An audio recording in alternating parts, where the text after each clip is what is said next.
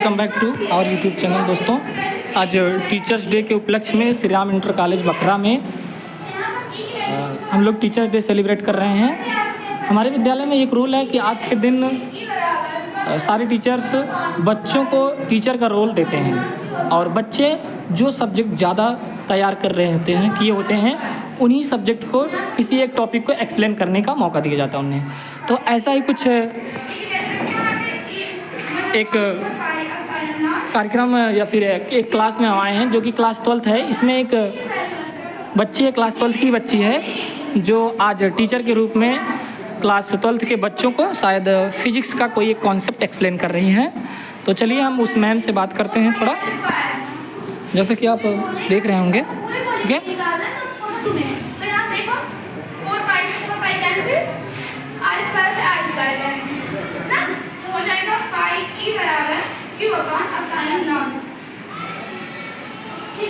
और यहाँ से अगर हम इसकी परिभाषा देखें, गॉस का नियम अगर हम देखें तो क्या होगा, देखो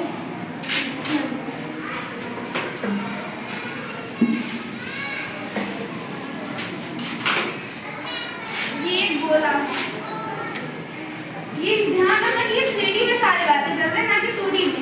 ये गोला पूरा ऐसा एक गेम है, समझिए पूरा एक गेम है।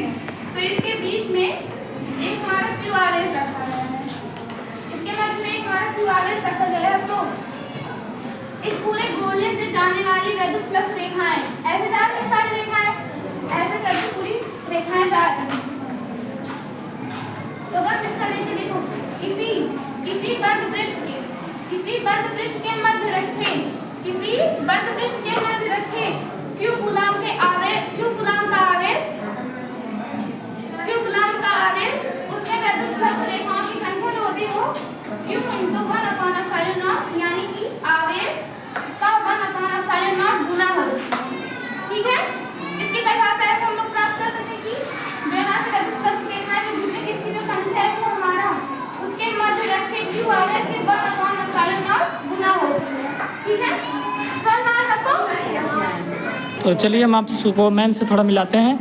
एक्सक्यूज मी मैम, आपको टीचर्स डे की बहुत बहुत शुभकामनाएं। आज आप एक टीचर के रूप में बच्चों को टीच कर रही हैं, तो आपको कैसा फील हो रहा है मैम? सर मुझे बहुत अच्छा लग रहा है। मुझे ऐसा लग रहा है कि मतलब मैं जब भी आगे चलकर कभी टीचर के पद पे आऊँगी तो मुझे ये अपना 20 मिनट का समय सबसे पहले याद आएगा। उस 1 सेकंड के दौर से मुझे ये पूरी बातें याद आ जाएंगी कि मैंने भी अपने स्कूल के टाइम में कुछ ना कुछ पढ़ाया था। तो कैसा फील हो रहा है कि एक टीचर जब पढ़ाता है तो और हम पीछे से बैक बेंच पे बैठ करके जब हू करते हैं, और आज के दिन आज आप खुद एक टीचर हैं, तो बच्चों के प्रति कैसी सहानुभूति आप दर्शाएंगे? सभी लोगों ने बहुत सहयोग किया है कि मुझे बहुत शांति मिली है। अच्छा, चलिए। तो इस बात का तो नहीं बता सकते कि मतलब शोर होता तो कैसे कंट्रोल करें। अच्छा, कंट्रोल हो, अगर शोर होता भी तो एक दूसरे का ये दायित्व है कि कंट्रोल कर ले, तो कुछ ऐसी बातें बोले कि वो कंट्रोल। अच्छा मैम, तो टीचर्स डे के दिन आप एक टीचर के रूप में हायर की गई हैं मैम। तो मैम आपने साइंस में फिजिक्स को ही क्यों चूज किया? क्योंकि सर इसमें मेरा इंटरेस्ट है और इंटरेस्ट की बात तो है, और पहला मुझे ना ये जो है ये वाला टॉपिक मुझे अच्छे से थोड़ा सा प्रिपेयर है, इसी वजह से मैं जो अच्छे से मुझे आता है वही मैं अच्छे से बच्चों को भी बता पाऊँ। दैट मीन्स आपको फिजिक्स की चीज़ें, फिजिक्स से वर्ड की सारी जितने भी फिजिक्स से रिलेटेड चीज़ें हैं आपको इंटरेक्ट करती हैं। या फिर हम बोल सकते हैं आपके जो फिजिक्स के टीचर हैं आपको फिजिक्स अच्छा पढ़ाते हैं या बुरा पढ़ाते हैं? नहीं बता सकते हैं मैम? फिजिक्स के टीचर जो हमारे हैं हमको बहुत अच्छा पढ़ाते हैं, बल्कि पढ़ाने के साथ साथ हमें हर चीज़ों का फील देते हैं कि हम ये एक्चुअल में चीज़ें हो कैसे रही हैं। बस हम उसको डायरेक्टली पढ़ते नहीं बल्कि उसको फील करते हैं कि एक्चुअल हमारे साथ हो रही हैं।